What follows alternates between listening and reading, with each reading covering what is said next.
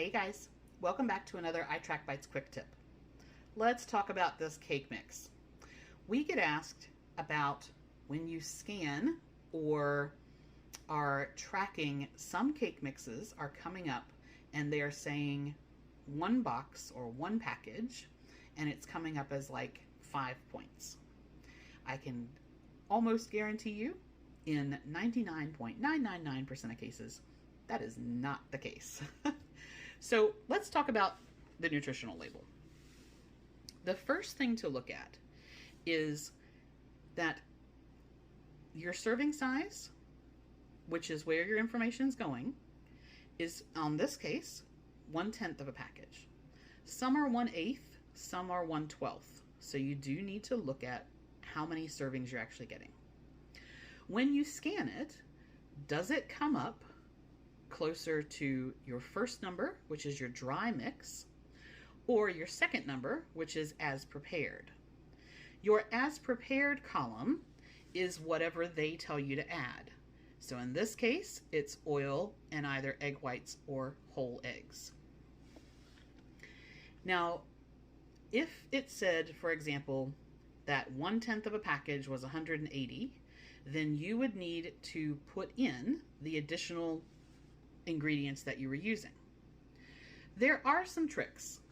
You can get sugar-free cake mix, or you can substitute for instead of your oil and eggs, you can substitute a can of pumpkin puree, not pumpkin pie filling, just the straight pumpkin puree, and you would add 1 cup of water plus 1 can of pumpkin puree. You can also switch it out for an unsweetened applesauce, and in that case you substitute the applesauce for the oil at the same ratio.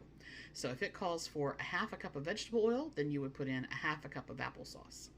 Some people would still add the eggs, but you can leave the eggs out or reduce that down to 1 when you're using the applesauce. And on plans where applesauce and eggs are both 0, it's completely up to you how you want to put that together. The other thing that you can do is add a can of diet soda. And where you have the 1 cup of water, oil, and egg, you're basically going to take all of that out and just put 1 can of soda. A lot of people do use the sugar-free cake mix and a can of diet soda, and your points will obviously be much smaller there. When you do that, how do you track it when you've made that kind of substitution? What you need to do, we're going to go back to our panel. The dry mix stays exactly the same. All that's changing is what you're adding. So we're going to ignore our as prepared column, and we're going to track it by this first column. So in Recipe Builder, we're going to scan or create an entry for the box itself.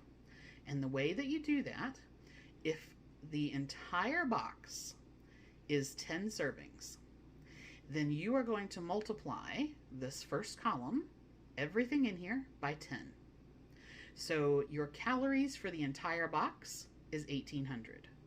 Your fat for the entire box is 20. Okay, and you're going to do that. You're going to go all the way down and multiply everything here by 10. Now, if your servings were 12, you multiply everything by 12. If your servings are 8, you multiply everything by 8. That's going to give you your total for what's in this box. Then you're going to add whatever your secondary ingredients are.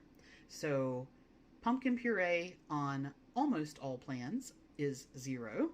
So you could choose not even to put that in there unless you were tracking it from the calorie perspective as well. You can add your applesauce, any eggs that you're using. You can track it, by your can of soda. Whatever it is that you're using, you add to your first column multiplied by the number of servings per package. Once you've got that, let's say in total that this box became 30 points, just as an example. Now, how do you break that down by serving? It will generally tell you, so if you were doing a cake, this is 10 servings. But if you were doing cupcakes, it says it makes 36. It's going to depend on, or, makes 24 of a standard size cupcake. So it really depends on the size of the pan that you're using. And this one, for example, says spoon batter into cups about 3 tablespoons each. So 3 tablespoons of batter is going to make 24 cupcakes. You could do mini cupcakes. Completely up to you. But the key for that is however many you get in total at the end is what you're going to change your person serving to. So if you are doing 24, then you would say it serves 24 people. And that will give you the points for each one. And that's basically it. So if you are not going to use, if you're going to use exactly what the box says, then you want to be using your as prepared column.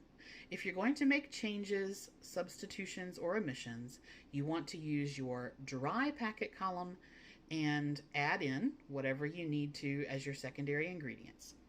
You want to make sure that you're not just getting 180 calories for the whole box. And if you need to edit that, that is, make sure that you're matching your servings. And then your finished total is then divided over however many, if you cut your cake into 12, then it's 12 servings. If you make 24 cupcakes, it's 24 servings.